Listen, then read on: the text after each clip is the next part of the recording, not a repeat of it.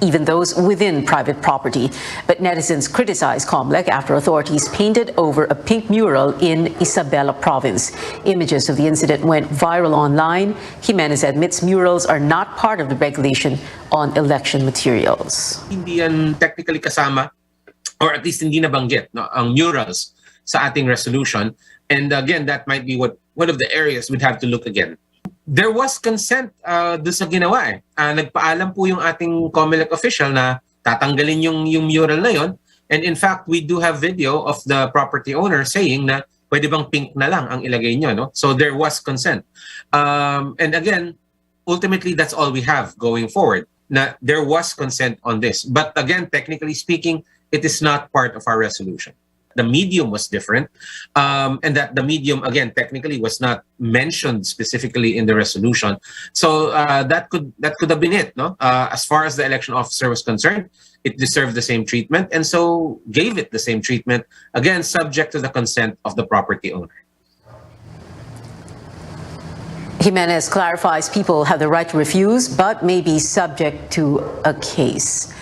Now we'll look at other election-related concerns. The Health Department reminds local governments not to show political preference in events such as COVID-19 vaccination drives. That's after mascots of presidential candidate Bongbong Marcos and his running mate Sara Duterte were seen during a child vaccination event in Talisay, Cebu. COMELEC spokesperson James Jimenez says partisan politics has no place in official functions. The Health Department also clarifying the individuals who attended a campaign rally in DOH uniforms are not employees of the agency. A viral photo showed more than a dozen people wore DOH uniforms to the Uniteam's grand campaign rally in the town of Bantay in Ilocos Sur. The DOH says these people are health workers directly employed by the local government. And the building where COMELEC's headquarters are located in Intramuros in Manila will soon get a facelift. That's after netizens questioned the nightly displays of red and green lights, which they said is similar to the colors of the Marcos-Duterte tandem.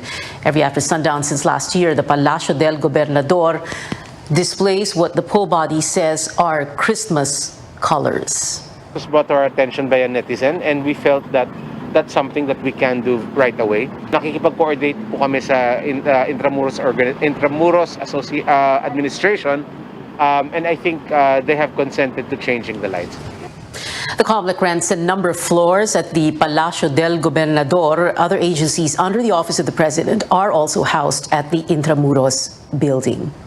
Now, the country's first ever Muslim presidential candidate, Faisal Mangundato, gets the support of leaders from the Muslim community in Quiapo, Manila. Standing Ahead has that story and updates on other candidates. He may be at the bottom half of pre-election surveys, but presidential candidate Faisal Mangundato believes he has a fighting chance with the support of Muslim voters. Mangundato of the Katipunan Party takes pride in his bid as the first Muslim presidential candidate in Philippine history. Yung acceptance ng ating mga kababayan, yung doon sa tumatawag sa atin, sa partido, marami nang nagsasabi na ang suporta nila ay sa atin dahil maganda ang ating plataforma, maganda ang hangarin natin. Kung babasihan ho natin yung sinasabing survey, para sa amin hindi po importante yon. The Muslim community leadership in Quiapo, Manila has expressed support to Mangundato. Ang pagtakbo niya ay isang malaking bagay sa mga kamusliman. Kaya ako ay nananawagan na suportahan po natin sila. Mangundato vows to prioritize access to health care, food security, and agricultural productivity to fight poverty and create jobs. He says he is grateful for the opportunity to join the presidential debate to be hosted by CNN Philippines on February 27th. Dapat lang na makaharap natin ang ating sambayan ng Pilipino. Tayo iba sa kanila. Inaano natin, pinupush natin ang bagong transition. The Katipunan Party is pushing for a federal system, a move that would require constitutional change.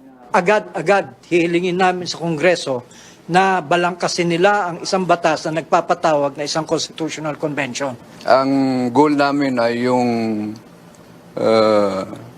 transition platform at action program na kami ay paano tayo makatawid sa sistemang federalismo.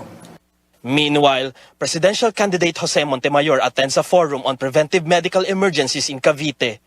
Another presidential candidate, Norberto Gonzales, postpones his proclamation rally on February 19th in line with IATF guidelines and local government protocols. He will instead launch a mobilization campaign on March 5th. Ernesto Abella had an interview on government channel PTV4 on Thursday. He said he is confident of a victory in the elections.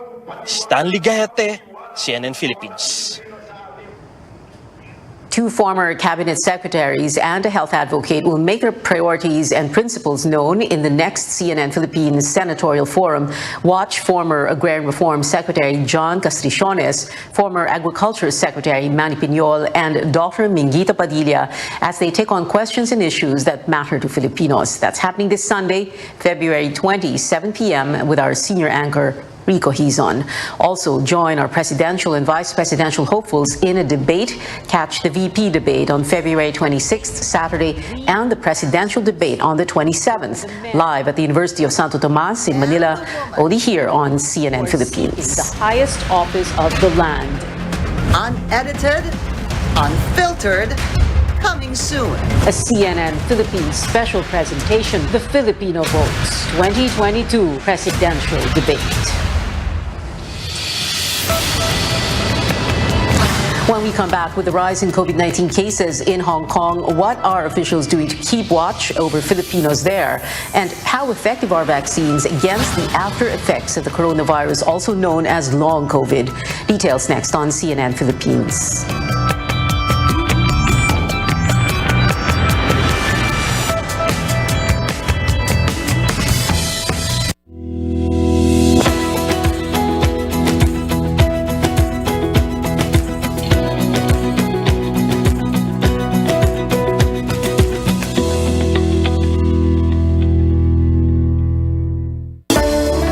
Conquering the universe was the ultimate, but there's more. Dahil tinawag ho ako ng Panginoon for a major purpose. To guide the youth, help communities, and to bring others closer to Him.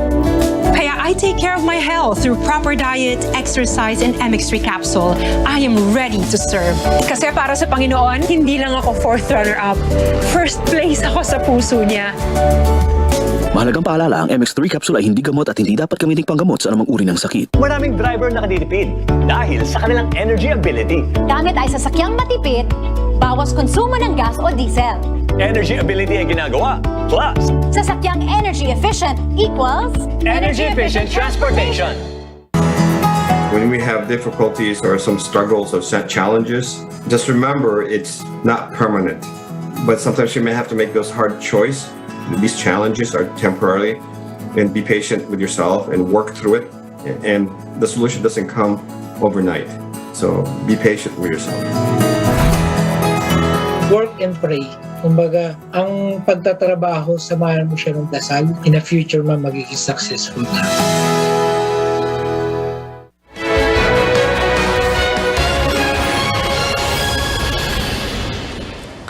Welcome back to Newsnight, where we go above and beyond the headlines. We head now to the Cordilleras. Among the problems there is the supposed massive smuggling of fruits and vegetables, which kills the livelihood of local farmers. Our George Quiles joins us from Baguio City. George, tell us how some presidential and vice presidential candidates plan to address the problem.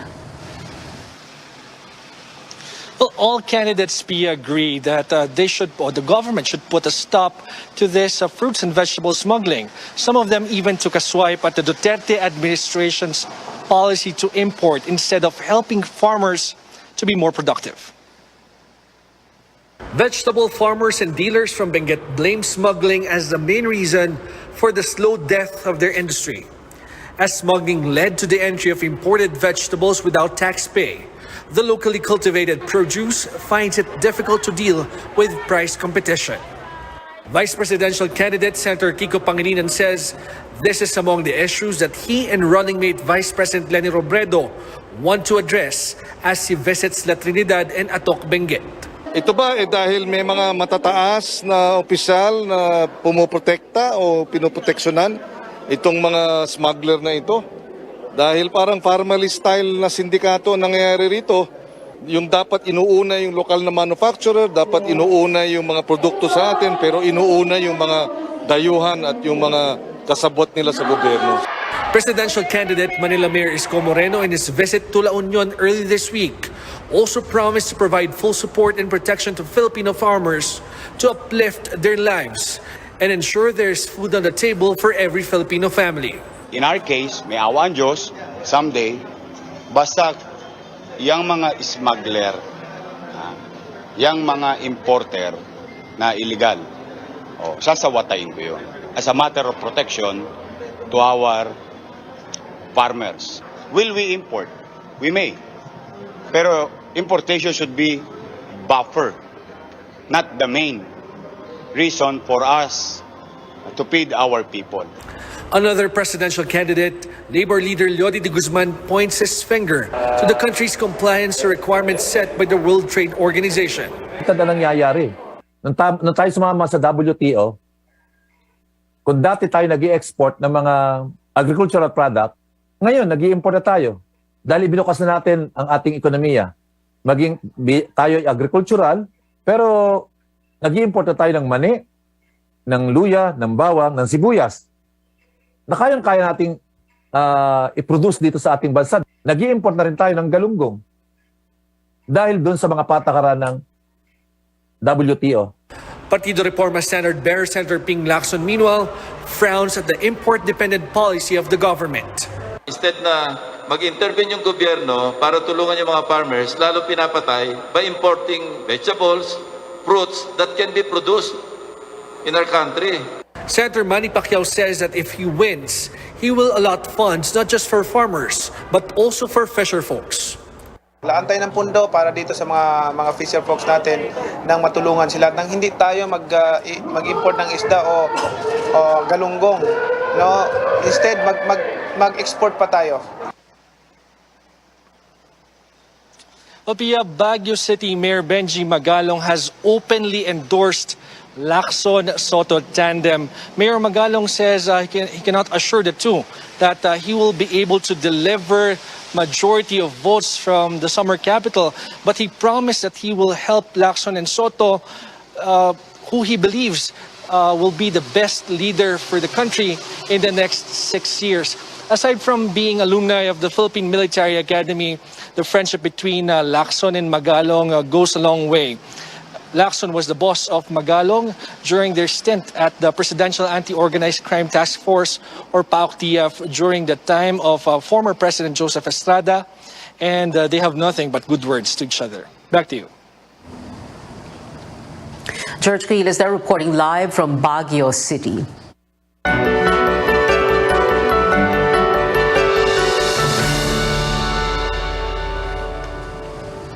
The Philippine Consulate General in Hong Kong is monitoring Filipino nationals as the city grapples with another surge in COVID-19 cases. Around 20 to 30 Filipinos there are currently infected. Consul General Rally Tejada tells CNN Philippines Hong Kong's healthcare capacity is stretched to the limit. Quarantine facilities are at full capacity, while hospital beds are over 90% occupied. Tejada says some Filipinos were also fired from their jobs despite the surge. Ang nakakabigla kasi mula from zero almost every month, for the past few months, suddenly with the Omicron, it grew to about umpisa 100, naging 300, and exponentially naging 6,000 a day. So nabigla yung Hong Kong government. Ang problem po for some of these kababayan natin, ang problema natin, yung iba sa kanila kasi they were on their way home. So tapos na po yung kontrata nila. Sad to say, itinaboy ng mga employers na nagulat din kami. Meron din mga employers na chose to let go of their employees, which is sad, but it happened it's happening, and we're addressing it. Natutunto naman po namin and we are able to provide them a safe place to go. Problem na sa una kasi, this is not a matter of just a shelter issue kasi. This is a medical issue. You cannot just put them in a flat or in a hotel just like that. Tejada says the consulate is also coordinating with the Filipino community in Hong Kong to address their needs. Over 3.6 million people in the country were infected with COVID-19. Chances are some are still experiencing its after effects. A recent review in the United Kingdom shows vaccines not only protect you from death and hospitalization, but also can reduce the chances of getting long COVID. Carolyn Bonkin tells us more.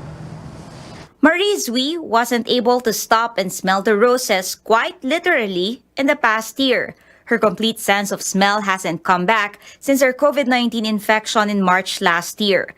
Back then, she was still unvaccinated. Mahirap for me kasi hindi ko alam kung panis na ba yung kinakain ko or what. Naaamoy ko lang kasi is yung usok.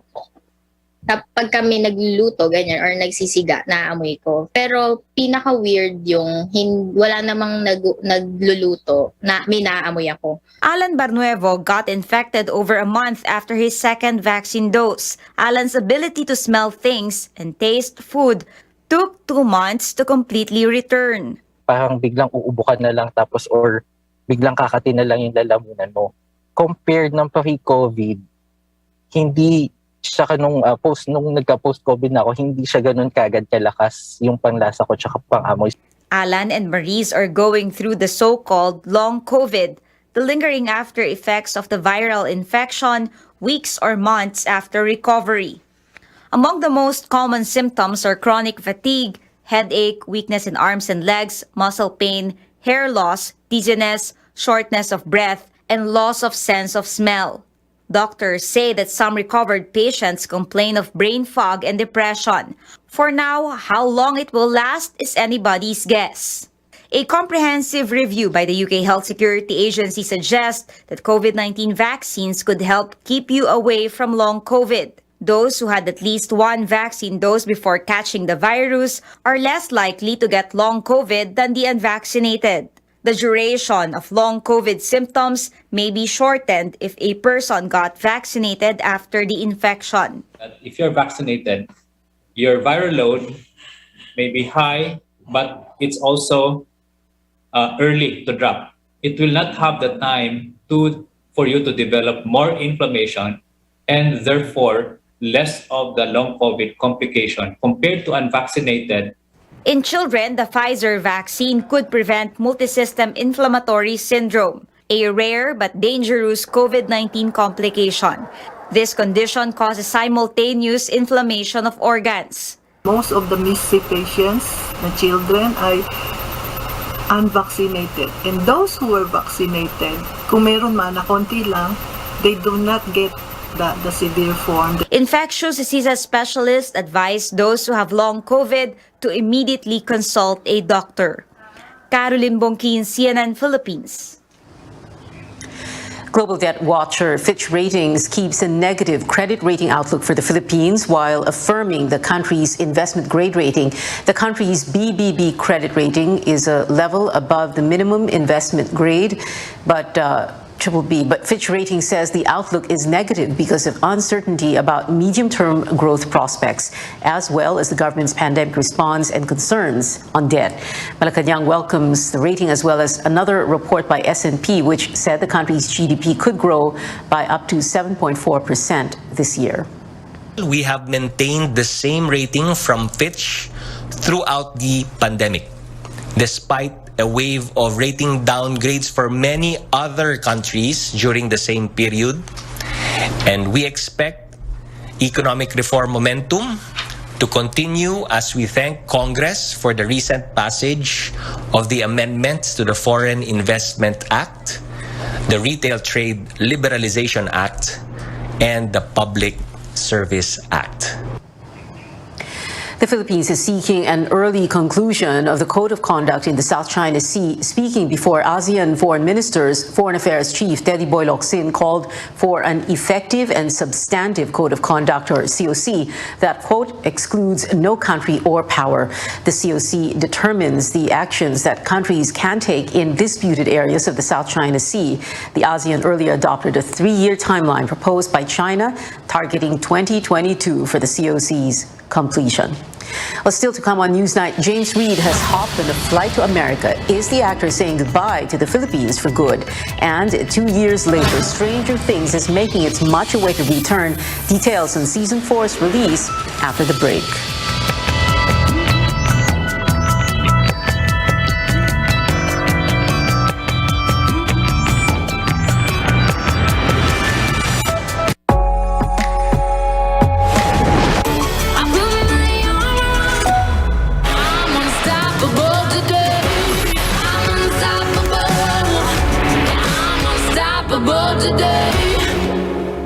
Sure ka ba talaga dito? Ano ka ba?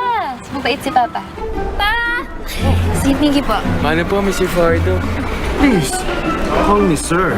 Aba, ang laki ng supermarket dito ah. Bili tayo ng drinks. Ako na po ang drinks. Sige na. Gutom na ako. Kuha na mga kami, Mike. So, paano? Pabiyahe pa tayo. Sir, hatid ko na po kayo.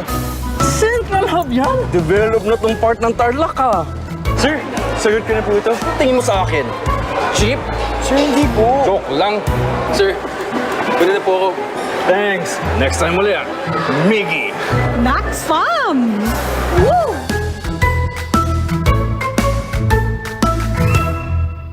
Araw-araw, palakasin ang resistensya. Ano man ang dumating. Mag-Diabetasol.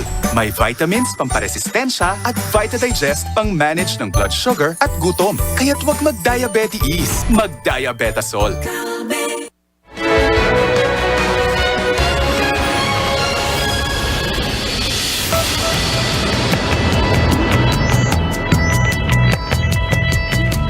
Welcome back to CNN Philippines. Two presidential and vice presidential tandems court voters in the Ilocos region. The Marcos-Duterte duo visits the Ilocos provinces while the Moreno-Ong ticket campaigns in La Union and Pangasinan. How are they getting support from local politicians and residents there? Rex Amicia tells us more.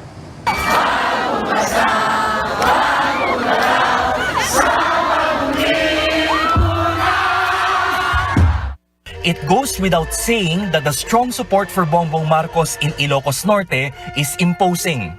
Authorities estimate over 30,000 people attended his grand campaign rally in Paway Town. Everywhere they go, huge crowds of supporters in red outfits make him feel like it's a grand homecoming. When he ran for vice president in 2016, he won a whopping 97% of the votes in his bailiwick. No wonder in his caravans in Ilocos towns, he focused talking about his running mate Sara Duterte instead. Nasabi sa kanya, pagka talagang maitrabaho natin ng mabuti, magmamayabang pa kasi mas malaki boto niya rito sa katrabaho. Going to Ilocos Sur, political kingpin Chavit Singson also campaigned for the vice presidential candidate. Marcos won 93% of votes in Ilocos Sur in the 2016 elections. Singson vows that the Davao City Mayor will also win by 90% of votes in Ilocanja. Interestingly, in the entire Ilocos region, Sara's father, President Duterte, only won in Ilocos Norte back in 2016. Kailangan ng pagmamahal na binibigay natin kay BBM, ganun din ang pagmamahal na binibigay natin kay Inday Sara dahil nakakaya kung mapakiwanan siya rito. Kailangan halos pantay ang buto nila. Another presidential candidate, Isko Moreno, meanwhile, isn't giving up on the region despite the odds. He makes some rounds in La Union and Pangasinan, provinces that also voted for Marcos in 2016. Pangasinan is among the most vote-rich provinces in the country, with more than 2 million voters. Moreno also paid a courtesy call to La Union Governor Pacoy Ortega on Thursday. Moreno says he will do his best to get some support no matter how challenging as it is. Halimbawa, paborito nila si Kandidato A at 5 sila sa pamilya, o makadalawa lang ako, okay na. Matigas man ang bulalo, dahil sa pagpupursige mo, lalambot din to. Others in the region also refuse to believe there's a solid north for Bongbong this time. Marami ng boto si BBM kaya iskorin muna tayo. Opo naman. Bakit po? Mabait naman siya eh. In the highlands of North Luzon, meanwhile, Partido Reforma standard-bearer Ping Lacson and Vice Presidential bet Kiko Pangilinan courted voters in Baguio City today. With a combined 6.9 million voters, winning the support of Northern Luzon is important for anyone running for a national post. Rex Remitio, CNN Philippines, Ilocos Norte. Again, join our presidential and vice presidential hopefuls in a debate. Catch the VP debate on February 26th, Saturday, and the presidential debate on the 27th, live at the University of Santo Tomas in Manila, only here on CNN Philippines. In local music, actor-singer James Reid has flown to the U.S. and fans are wondering, is he moving for good? Photographs of a despedida party for him this week surfaced online. Plus, the artist's sister posted a video bidding him farewell at the airport. While James is a founder of Philippine record label Careless Music, he's also managed by Transparent Feed, a U.S.-based agency.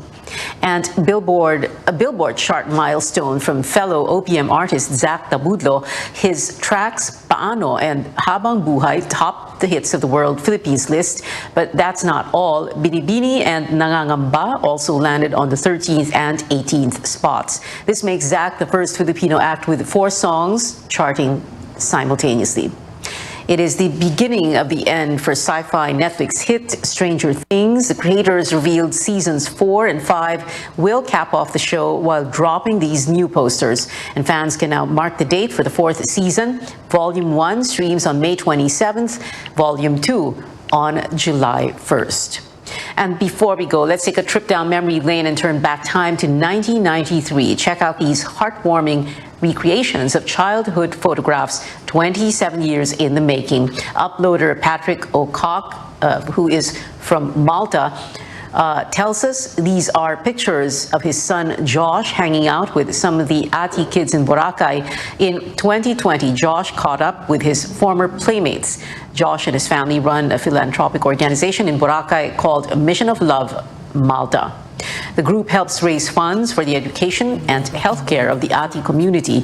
Patrick's post has been liked more than 21,000 times on Boracay Retrospective's Facebook page.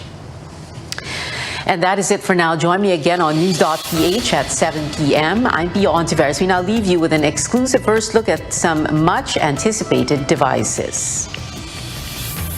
Samsung continues to push the boundaries of technological innovation with the unpacking of its new cutting-edge Galaxy S22 series. CNN Philippines got a look at the Galaxy S22 Ultra, S22 Plus, and S22. And now it's your turn to find out what they're all about.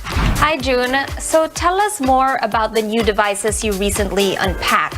With this new Galaxy S lineup, we are set to bring the epic standard for premium smartphones. This is the Galaxy S22 Ultra, and it is powerhouse encased in the sleek and simple design of the Note series. It is at its core an S-series phone with next-generation pro-grade camera and viewing capabilities. And for the first time, the S-series will have the Galaxy's signature S Pen built in.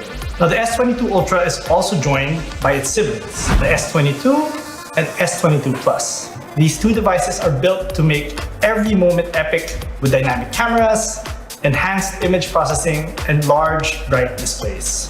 What are the key innovations of the new S-series, and how would you describe the typical user of these devices?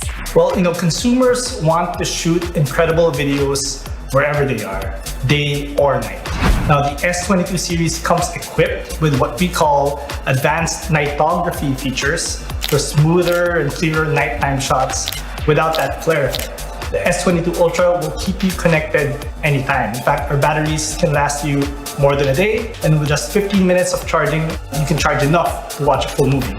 Now, on the other hand, the S22 and S22 Plus are designed to power you through even the busiest days with the first ever 4nm processor on a Galaxy smartphone, and a lightning-fast processor demands power that can keep up. That's why both devices have been equipped with all-day battery to help you last a day even on a single charge. Our consumers today, they don't just expect their smartphones to do a lot. They demand that their smartphones do it all. from streaming the latest shows, to communicating on video chat, and even to capturing high-res content of their friends, their families, or even their pets. For those who want the ultimate premium phone that can do all of this and more, we have created an entirely new Galaxy mobile experience with the Galaxy S22 Ultra. Now, for those who want devices that fuel creativity and self-expression, the Galaxy S22 and Galaxy S22 Plus can help make every moment epic. All this and more in one eco-friendly, sleek design. Alongside the Galaxy S22 series, Samsung Philippines is also launching the new Galaxy Tab S8. With the Tab S8, we are aiming to achieve perfection. Now, this is a huge tablet, 14.6 inches, and it's a powerful tablet that is perfect for multitasking with the largest display ever. It has the fastest processor and the largest battery in the tablet. Please invite our viewers and tell them how they can get a hold of these phones. We have really exciting offers to those who will pre-order now. Our pre-order has actually started last February 9 and will end on March 3, and you can pre-order online via Samsung.com. You can also visit our Samsung Experience stores or any other authorized Samsung store nationwide. And finally, pre-orders can also be made online via Lazada, Shopee, Amazon.com, and Memo Express online. Look good and feel good with the new Samsung Galaxy S22 series. Now available for pre-order until March 3. I'm Sam Sidwani, CNN Philippines. This program is brought to you by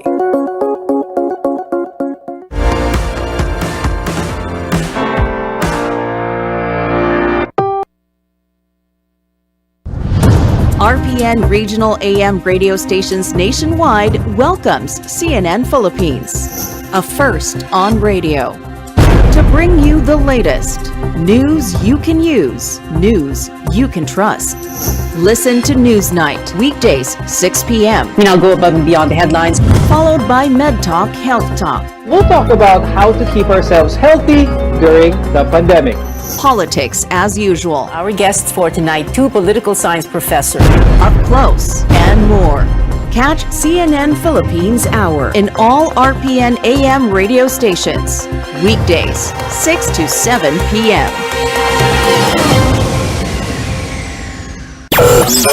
DYKB Bacolod, mas pinalawak, mas pinalakas, pinalakas. DYKB Radio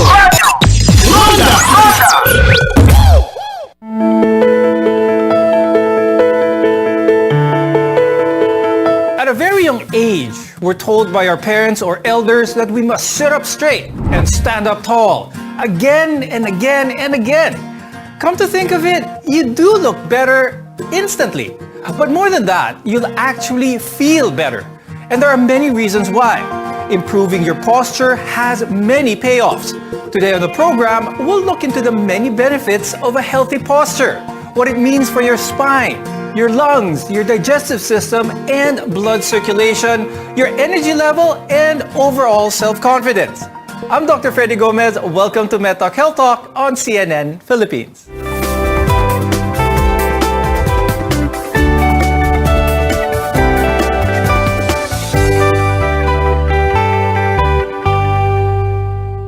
A healthy posture helps us with our everyday movements and regular activities, putting the least amount of strain on our body. And that's why it is so important. I'd like to welcome our guests for today. First, we have Dr. Larry Acuna. He's an orthopedic surgeon and the head of the spine section at the Medical City and Asian Hospital and Medical Center. Our next guest is Dr. Jericho de la Cruz. He's a rehabilitation medicine specialist and the National Secretary of the Philippine Academy of Rehabilitation Medicine, also from the Asian Hospital and Medical Center. It's easy for us, so many of us, to forget about good posture. We see a lot of people who slouch or even slump, and yet we wonder why we wake up with so much aches and pains. Let's define first what good posture is, which is otherwise known as having a neutral spine. Ano ibig sabihin nun, Doc Larry? Posture means it's a position of the body, no?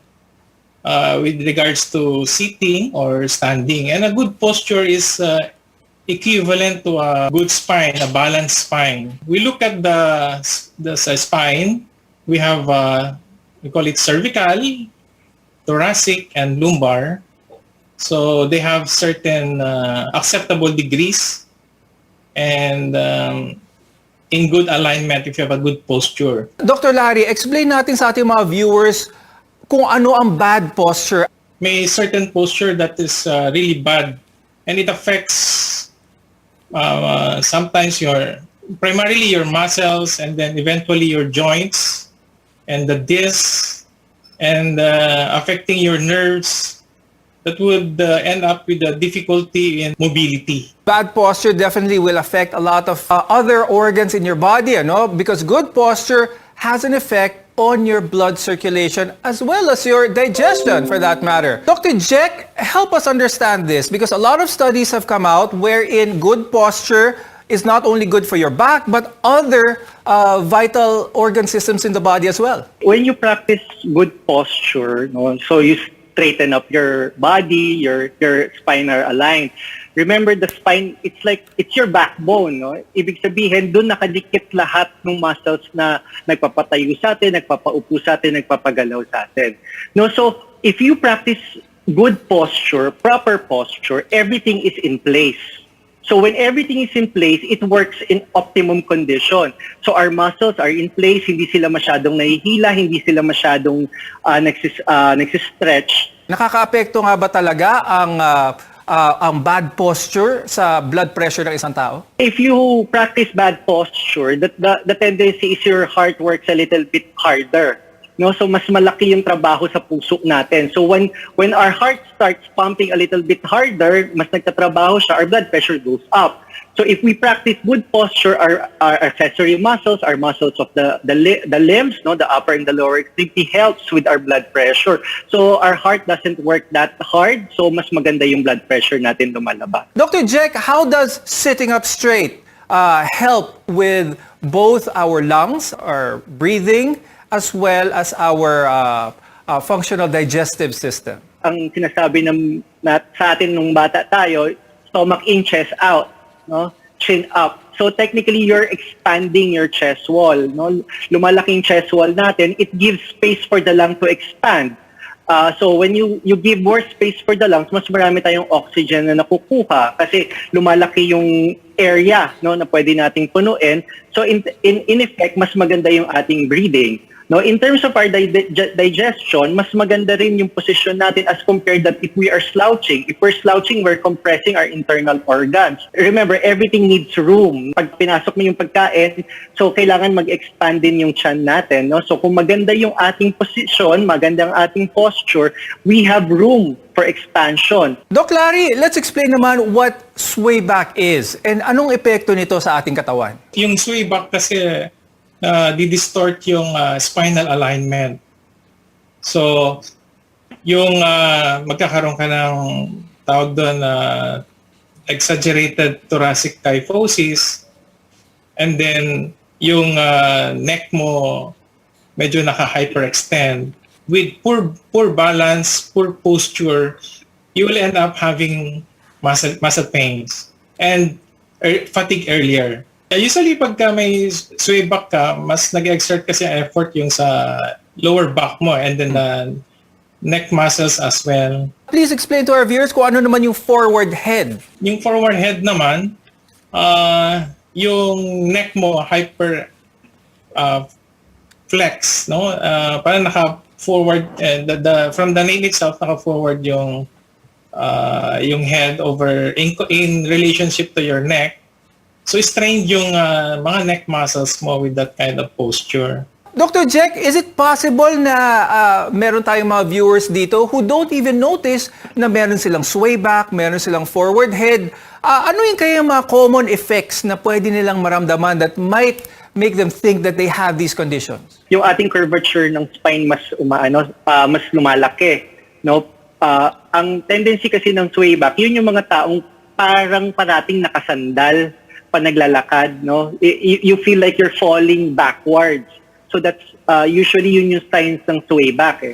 Yung sa forward head naman, mas madami yan ngayon, no? Especially in the advent of our technologies, parati tayong nakayuko. No, so the tendency, our neck is in an angulation. It will cause you neck pains because a minimal angulation of the neck will cost you about 20 to 60 pounds additional work for the neck. Okay, now there are other types of common posture problems that can be avoided as well as corrected, and we'll discuss those, including exercises that can help improve posture after a short break. We're your partner in healthcare. You're watching CNN Philippines.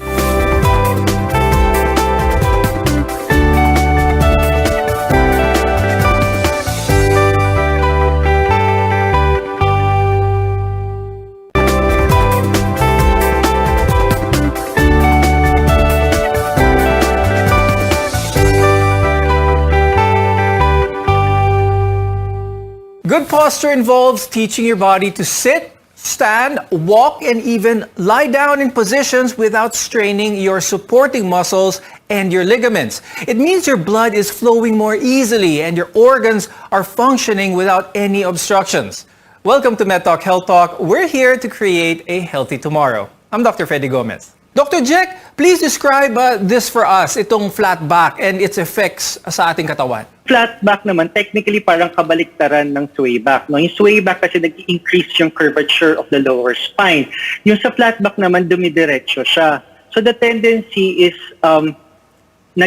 hindi mo mabaluktot, no? Hindi mo siya madiretso yung spine mo kasi diretsong-diretso siya.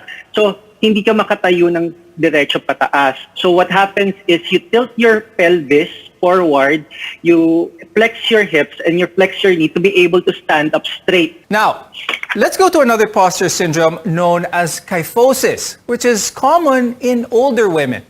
Dr. Jack, can you please describe what kyphosis is? Kyphosis in our vernacular in Tagalog, yung kuba, no, nakukuba siya. Usually it happens when you have problems with the vertebral bodies.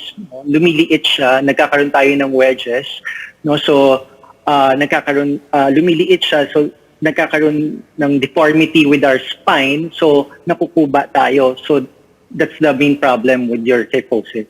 Speaking of kyphosis, bakit ito mas madalas nakikita sa mga babae at advancing age? What is the main culprit for this? As you advance your age, yung buto nagiging brittle. So may tendency magkaroon ng osteoporosis. Yung osteoporosis kasi is a silent disease that causes fragility, fracture of the spine. So yun yung effect ng osteoporosis. Okay, so kyphosis can also be caused by fractures, osteoporosis, as Dr. Larry mentioned, disc degeneration, as well as some forms of cancer and some cancer treatments, among others. Dr. Larry, since we're talking about osteoporosis, at what age kaya should they seek consult with their orthopedic surgeon or their spine surgeon to check out na everything is okay? The most common cause ng osteoporosis is postmenopausal. So after menopause, nagbabago yung estrogen level. So, nagkakaroon siya ng osteoporosis. Yung iba naman, maaga magkaroon ng osteoporosis dahil meron silang ibang comorbidity, like kung merong mga thyroid problems, mga endocrine abnormalities, yan, dun sa mga early stage. But basically, it's after menopause for women. Now, from a spine specialist's perspective, what type of mattress should our viewers have in terms of having a good night's sleep? Yeah, I always advise my patients to have a firm bed mattress that would prevent from the back from sagging. Kasi nagbabago yung spinal curvature with a very soft mattress. And with regards to the use of pillow, I always advise my patients to make sure that the head is always at the same level with the shoulder to prevent neck pains later on. Now, we're your partner in healthcare here on MedTalk Health Talk. When we return, we'll share some exercises that can help with good posture. So stay with us.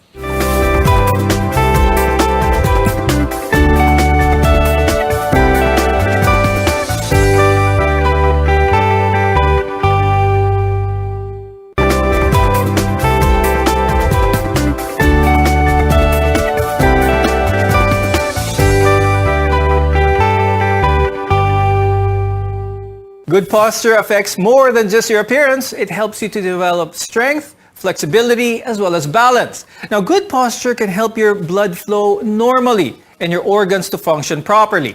We're in this together. I'm Dr. Freddy Gomez, and welcome back to MedTalk Health Talk on CNN Philippines. Please explain to our viewers kung bakit mahalaga ang pag-exercise or pag-stretch ng muscles, especially when it comes to good posture. Yung muscles is a supporting structure of the bone. So if you have weak muscle, lahat ng mga mechanical forces will be transmitted to your bone, to your discs, and you'll end up having early degenerative process. Doc Jack, what are the benefits of this type of pose, this resting pose? So your resting pose, you lie down on the floor, you're flat, your palms up. No, technically, you're just resting. And then you concentrate on your breathing. So it makes you centered. You are in tune with your body. You will feel where it aches, saan siya masakit, and then it makes you relax. Now there's another pose called, or a stretch for that matter, called the cat-cow stretch. That's another one that can help correct or lessen bad postures. Doc Jack, what does this type of stretch actually do? Yung cat-cow stretch, you can do it 3 ways. You can do standing, you can do it sitting, or you can do it on all fours. No, technically, you extend and flex the spine slowly. Concentrate on the breathing. So technically, it stretches. No, it stretches your upper and the lower back. Stretches your arms as well and your legs. Pero ano ba talaga ang mga core muscles, Doc Jack? And how does this help with someone's posture? So our core muscles, our abdominals, our back, no, sila yung nagpapatayo sa atin. No? It helps the body carry our own weight, no, and improves our balance. So one type of strengthening that is to do the plank. So if you do the plank, you strengthen the core, you strengthen the abdominals, you strengthen the back. But again, you strengthen the shoulder girdle muscles and the pelvic girdle muscles as well as the lower extremities. It improves our postures as well because you strengthen all of the muscles at once you strengthen the core. Now, when we talk about starting out for the first time, for someone who has not stretched in their life, has not done any exercise, but they notice that their posture needs some help, what is your advice, Doc Jack? So with stretching, you have to do it slowly. You have to do it calculated. Because if you do it haphazardly, the tendency is for you to injure yourself. So if you do it one movement at a time, slowly, and then you center yourself and you see what's aching and then what's bothering you. So you will do it safely. Is there an exercise or a position they could do at home to make them feel what it feels like to have good posture?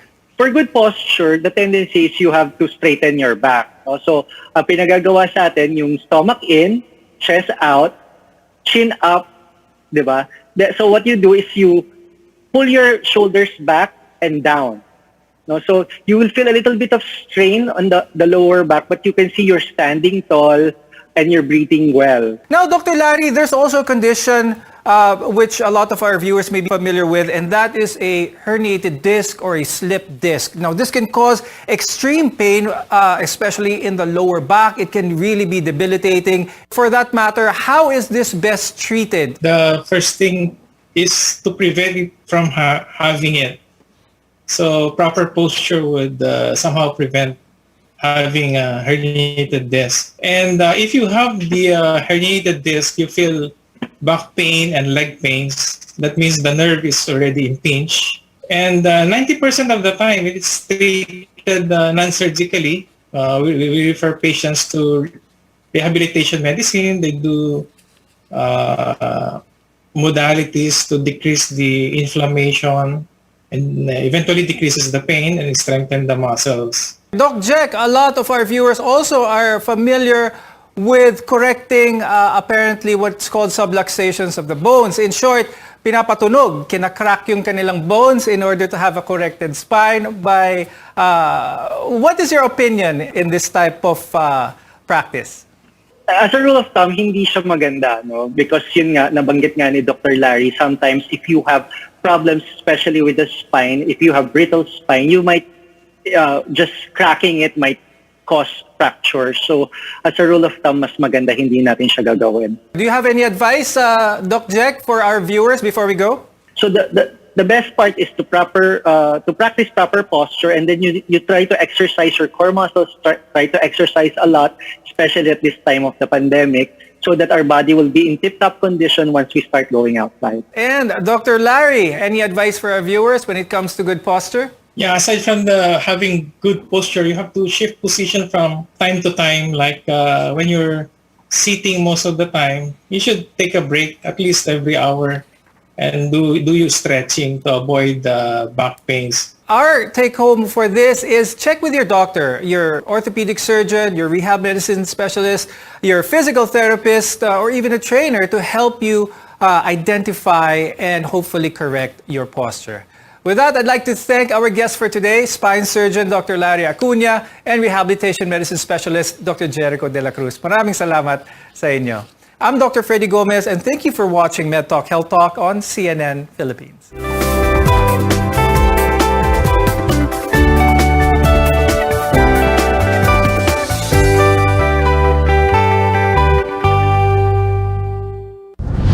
RPN Regional AM radio stations nationwide welcomes CNN Philippines, a first on radio. To bring you the latest news you can use, news you can trust.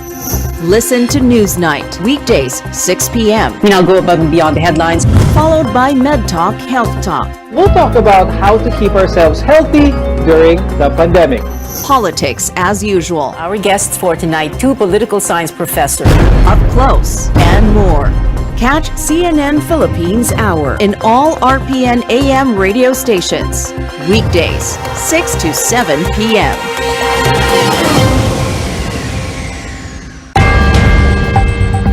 Let's get ready to rumble! DYKB Radyo Ronda Bacolod 1404 kHz AM sa bago nga tunog kagusog pag sa bago nga digital transmitter sa Visayas kag Mindanao nagalanog. It's showtime!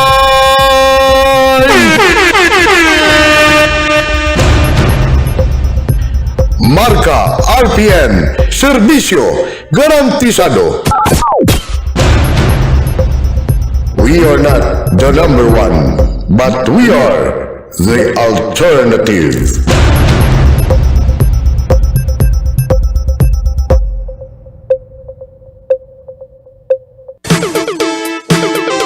Bantay kag pamati sugod Enero 16 tuig 2022 Domingo nga adlaw las 11 tugtog las 12 segundo ang Knowledge Hour, isa ka oras ng programa sa radyo nga puno sang informations, educational, mga tips kag features para makatuon ka may papremyo pa.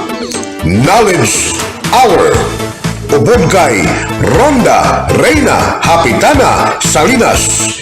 Knowledge Hour.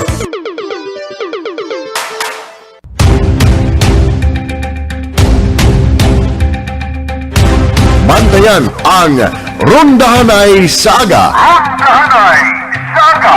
Las 4 tudog las 5 sa kagahon. Rondahanay Saga ubod kay Ronda Butch Gaspar Jr. diri sa RPN DYKB Radyo Ronda Bacolod. Serbisyo garantisado.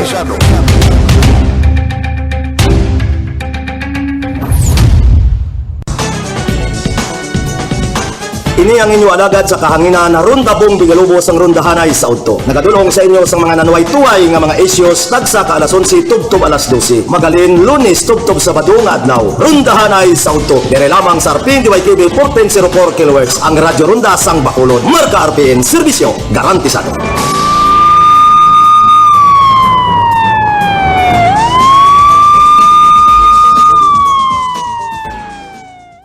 DYKB Radio Ronda. Magaratsada na sa inyong mga radyo ang palatuntunang Ratsada! Ratsada! Nerenante dong Rambo Malaan. Ratsada sa mga isyo. Ratsada sa komentaryo. Ratsada sa mga balita. Kag serbisyo publiko. Inyo mabatyan sa adlaw nga Domingo, alas 10 tubtob, alas 11 sangaga, diri nga istasyon. Bantayan! Public interest.